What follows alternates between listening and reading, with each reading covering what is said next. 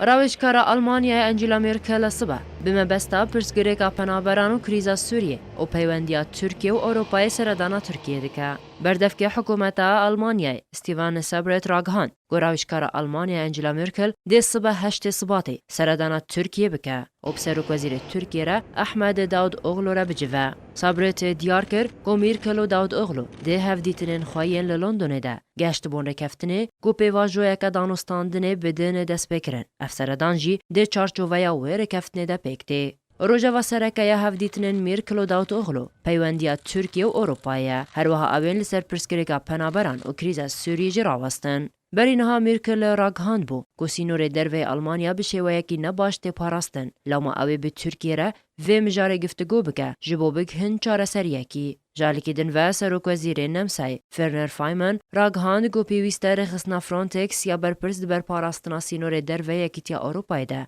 hemû penaberên li ser sînorê Tirkiye û Yunanê vegerînin Tirkiye. Faymann herwiha got divê hemû penaber werin rizgarkirin lê di heman demê de divê parastina sînorê bêkirin û tekezî li ser hemahengiya Tirkiye di vê gavê de jî kir.